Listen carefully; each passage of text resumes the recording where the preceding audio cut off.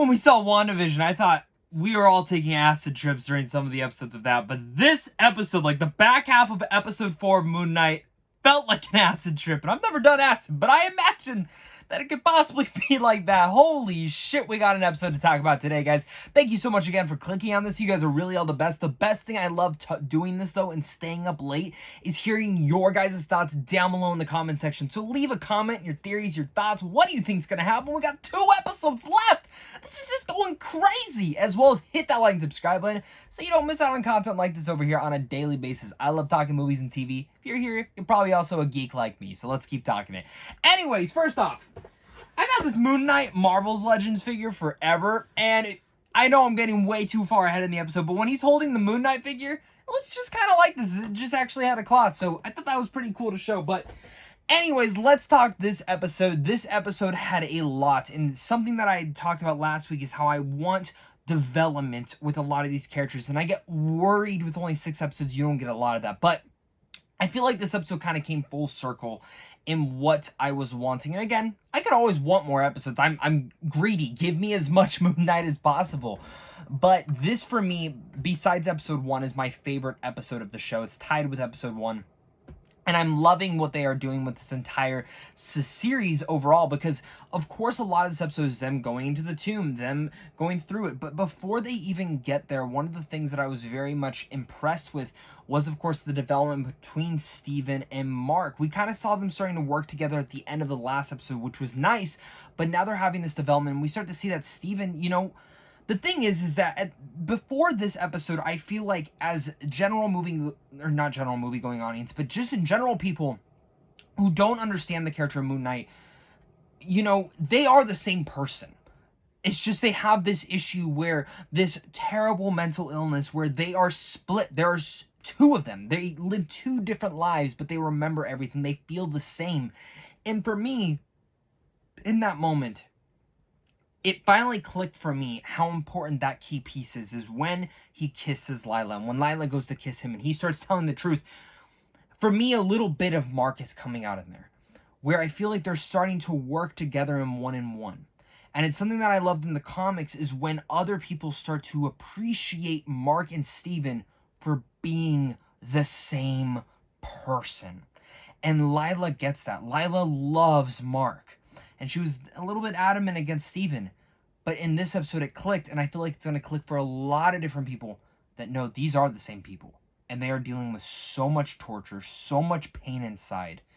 And they're really much holding in, and really much in a sense, again, they are the same person. So who Lila fell in love with Mark, while Steven is a completely different personality, she's still in love with Steven.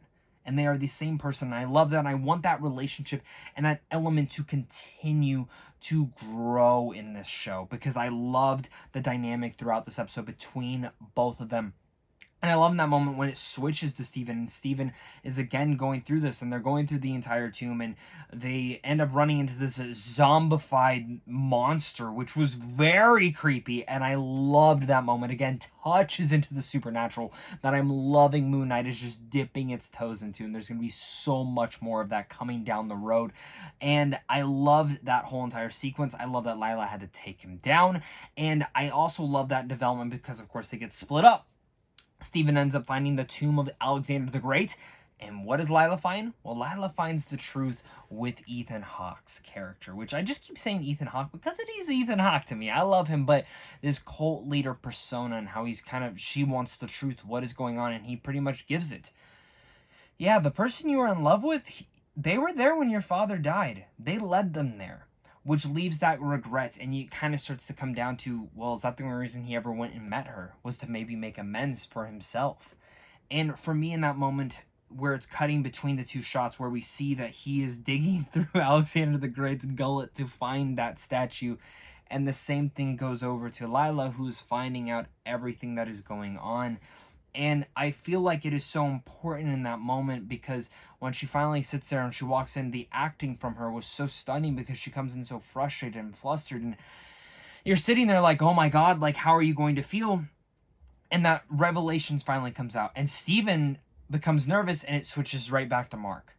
And Mark is sitting there trying to tell her, like, yes, like, I didn't kill him, but yes, I led the people there. And for me, that is going to be an interesting development to when we do come out of this, because of course then they're trying to get away, and he grabs the axe and they get into a fight, and then of course boom shot, falls back, and we wake up in this mental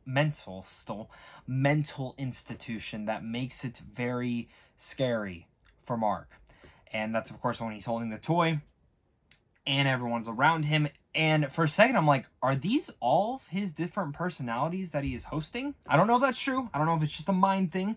It could possibly be, because, of course, throughout this, he opens up a tomb and finds Steven, and then they're working together. But then we get that great interaction between him sitting in the chair and Ethan Hawke's cult leader persona, discussing him and all the sorts of things. And Ethan Hawke's doing such a great job as the villain. I want a little bit more development with this character, so I'm hoping that we get a little bit more of that so he does become one of the awesome Marvel villains that we get. But in that moment, that whole discussion they're having, it's like this is all in his mind. It's pretty much like a prison for him, and we don't know what's going on the outside, but obviously he is able to control some sort of power of it, and what is real and what isn't reality is something that we are really much playing around inside here.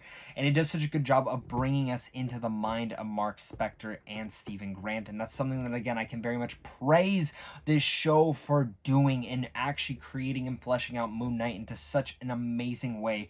But again, in this particular moment, once he gets away, he runs out, finds Steven, they hug, they bond, they're running through, they see another sarcophagus like shaking, and again, is that another one of the personalities trying to get out?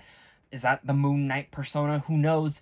But they keep running, and the door swings open, it's banging, and it's the hippo stuffed animal that Steven was making fun of in the first episode, and that's where the episode ends. God, I cannot wait for next week. I cannot wait to get the final 2 episodes of this and see where this show comes to a conclusion, and to really much see, is it going to connect at all into the MCU? Really much the only thing we've gotten is Madripoor being mentioned, and besides that, this has very much been separated, and I'm all for that.